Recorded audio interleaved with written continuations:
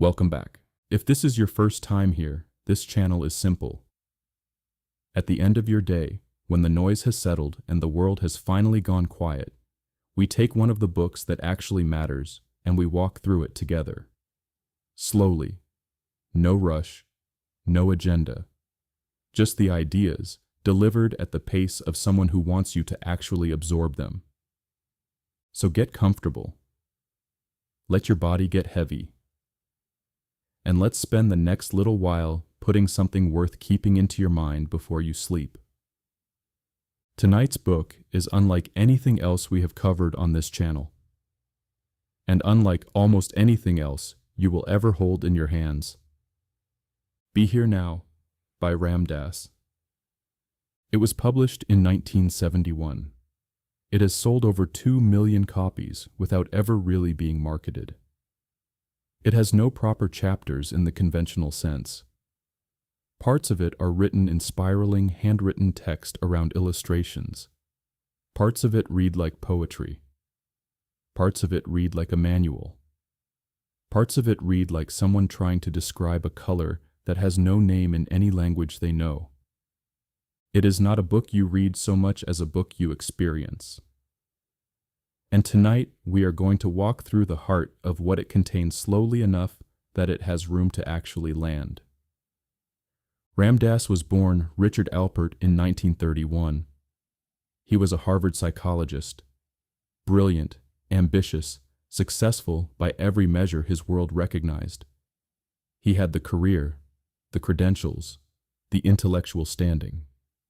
And underneath all of it, he was, by his own account, deeply lost. In the early 1960s, he began experimenting with psychedelic substances alongside Timothy Leary. Those experiences cracked something open. They gave him glimpses of states of consciousness he had no framework for, states in which the ordinary boundaries of self dissolved, in which something vast and quiet and profoundly okay seemed to underlie everything. But the glimpses faded, and he found himself unable to sustain what he had touched, unable to get back there without the substances, unable to integrate what he had seen into the ordinary texture of his daily life.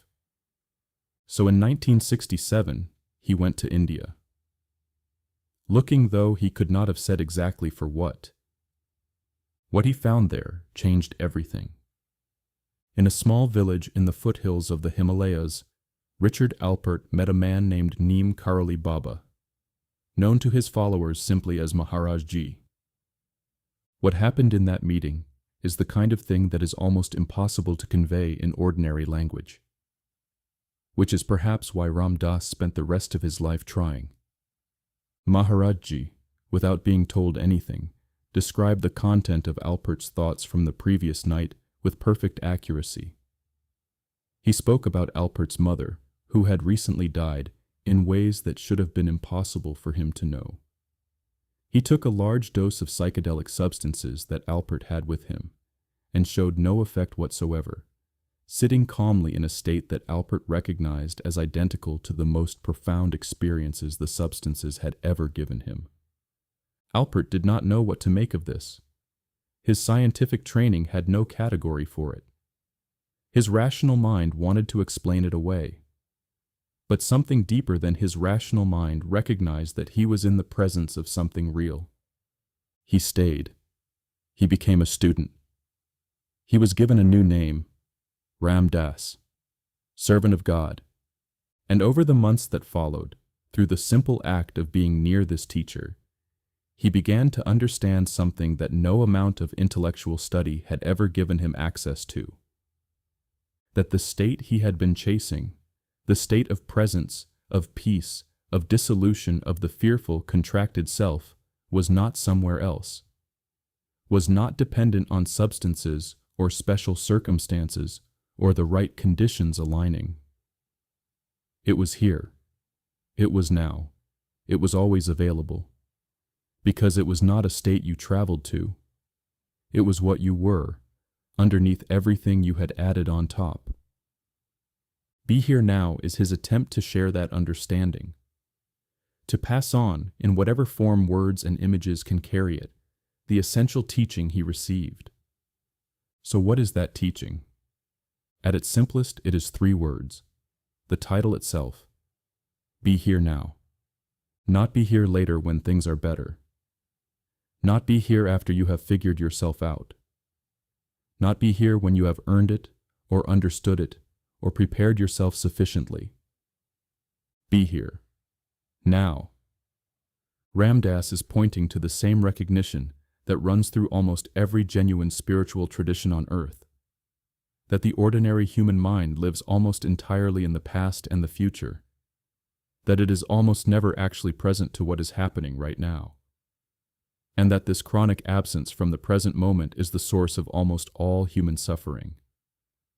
Not the events themselves, not the hard things that happen, but the mind's inability to be with what is, its constant reaching backward into regret and forward into worry, its refusal to simply be here. And the invitation in every tradition, in every teacher, in every genuine moment of awakening is always the same. Come back. Come back to now. This moment, this breath, this ordinary, unremarkable, completely sufficient present moment. Ram Dass describes his own mind, before his time with Maharajji, as a computer running constantly, processing, analyzing, categorizing, comparing, always thinking about thinking, always one step removed from direct experience. This is what he calls the ego, not ego in the crude sense of arrogance, but the sense of being a separate self, a bounded, defended, isolated I that stands apart from the world and relates to it always through the filter of thought. The ego, he says, is not bad. It is functional. It is how we navigate the practical world. But it has mistaken itself for the whole of what we are. It has forgotten that it is a structure, a useful fiction, rather than the fundamental truth of our existence. And beneath the ego, beneath the constant movement of thought and self-narration and judgment and planning, there is something else. Something that is aware of all of that movement without being moved by it. Something that is present before the thought arises and remains after it dissolves. Ram Dass calls this the witness, the awareness behind awareness, the one who knows. You are not your thoughts. You are the one who notices the thoughts. You are not your emotions. You are the space in which the emotions arise and pass. You are not your story, your history, your roles, your achievements, your failures, your fears. You are the awareness that holds all of it. And that awareness, he says, is not personal. It is not yours alone. It is the same awareness that looks out through every pair of eyes, the same consciousness that underlies all of existence. And it is, in its nature, completely at peace. The suffering, he says, is in the identification, in the mistaken belief that you are the ego, the character, the story. When that belief relaxes, even for a moment, even just slightly, what remains is something that can only be described in the inadequate language of peace, of love, of coming home. Be Here Now is organized in 3 main sections, and they are quite different from each other in style and approach. The first section, which Ram Dass calls Journey, is his autobiography, the story of Richard Alpert becoming Ram Dass. We have touched on parts of it already. It is told with extraordinary honesty, including about the parts of himself he is not proud of, the ambition, the seeking, the confusion, the way his brilliant mind kept getting in its own way. He describes the Harvard years, the psychedelic experiments, the sense that something profound was being touched but never quite grasped. He describes arriving in India skeptical and leaving transformed. He describes the simple, world-altering experience of meeting someone who was fully present, fully awake, without performance or effort or any quality of seeking. Just there, just here. He says that being near Maharajji was like coming home to a place he had never been, like being seen completely, including all the parts he had spent his life hiding, and being loved without condition. Not the love that requires you to be a certain way. The love that simply is. That has no opposite. That does not depend on anything. This section of the book is a gift to anyone who has ever felt that spiritual longing without knowing quite what they are longing for. Ram Dass describes the feeling so precisely that many readers have reported feeling recognized by it, feeling that someone finally put words to something they have always known but never been able to name. The second section is the heart of the book. Ram Dass calls it from Bindu to Ojas, which are Sanskrit terms pointing at the transformation of ordinary human consciousness into something more refined and awake. This section abandons conventional prose entirely. The text spirals around hand-drawn illustrations. Sentences fragment and reassemble. Images and words are inseparable. It looks nothing like any other book you have seen, and what it contains is an attempt to transmit rather than explain. To create in the reader, through the experience of engaging with the page, something of the quality of consciousness it is describing. The core teaching here draws on Hindu and Buddhist philosophy, on the Vedic understanding of reality, on the tradition of yoga in its deepest sense, which has nothing to do with the positions of the body and everything to do with the union of individual consciousness with universal consciousness. Ram Dass talks about the layers of the self, the body, the mind, the ego, and beneath all of those, what the Hindu tradition calls Atman, the true self, the self that is identical with Brahman, universal consciousness, the ground of all being. He talks about karma, not in the popular sense of cosmic punishment or reward, but in the deeper sense of the accumulated patterns of action and reaction that create the conditions of our experience. The habits of thought and response that we carry from moment to moment, from life to life in the Hindu understanding, and that shape what we can perceive and what remains invisible to us. He talks about the guru, the teacher, not as a person who holds power over you, but as a mirror. Someone so clear in their own awakeness that being near them reflects your own true nature back to you. So that what happens in the presence of a genuine teacher is not that they give you something you didn't have, but that they help you see what was always there. He talks about practices, meditation, mantra, devotion, service. The various doors through which human beings throughout history have found their way out of the prison of the contracted self and into the openness of genuine presence. And he does all of this not in the language of argument or proof, but in the language of invitation. Come and see. Try it. Be with it. Let it work on you. The third section is a practical guide. A cookbook, Ram Dass calls it, with characteristic lightness.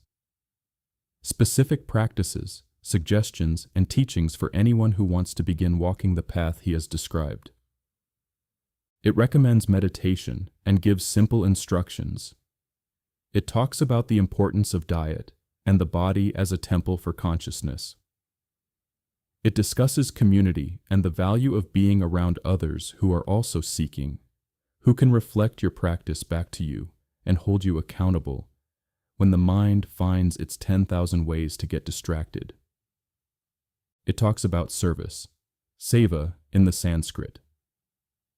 The practice of offering your actions to something larger than your personal benefit. Cooking a meal not for praise, but as an act of love. Helping someone not to feel good about yourself, but simply because they need help and you are there. Ram Dass says that service is one of the fastest and most reliable paths to getting out of your own way. Because when you are genuinely focused on serving another person, the ego, with all its noise and need and self-consciousness, simply has less room to operate. You cannot be simultaneously absorbed in helping someone and drowning in your own story. He also talks about what he calls keeping it light. The spiritual path, he warns, can become another form of ego, spiritual pride, the sense of being further along than others, the use of spiritual practice as yet another way of feeling special or superior. The antidote he offers is humor. Ram Dass laughs at himself constantly throughout this book. He describes his own pretensions and confusions with warmth and without defensiveness.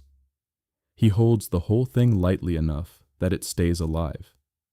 Because the truth, he suggests, is actually very simple. So simple, the mind keeps looking past it. So ordinary, the seeking mind can't believe it could really be this close. So present that the very act of searching for it takes you away from it.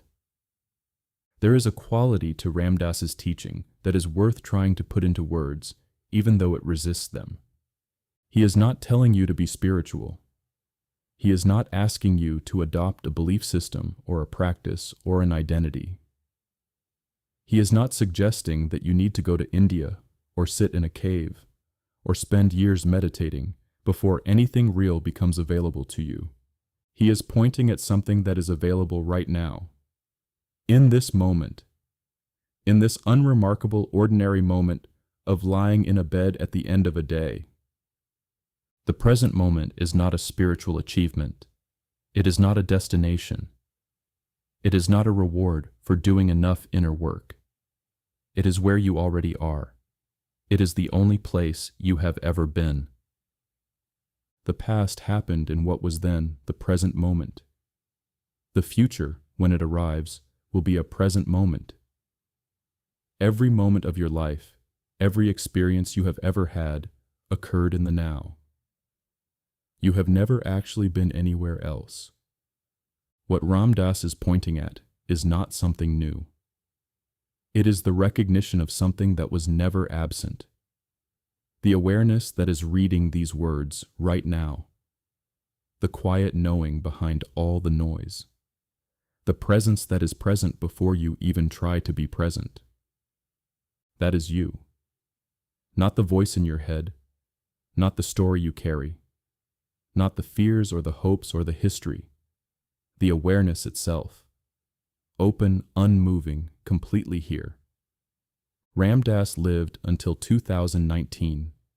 He suffered a massive stroke in 1997 that left him in a wheelchair with significant physical limitations and aphasia that made speaking difficult. And what he said about that experience is perhaps the most powerful teaching of his entire life. He said the stroke was grace, not because suffering is good, not because he wouldn't have preferred to be healthy, but because the stroke stripped away the last of the things he had been using to maintain the illusion of control. It left him with almost nothing except the present moment. And in that stripped down, completely unguarded place, he found that what he had been teaching for 30 years was actually true. The awareness was still there, unharmed, undiminished, completely present.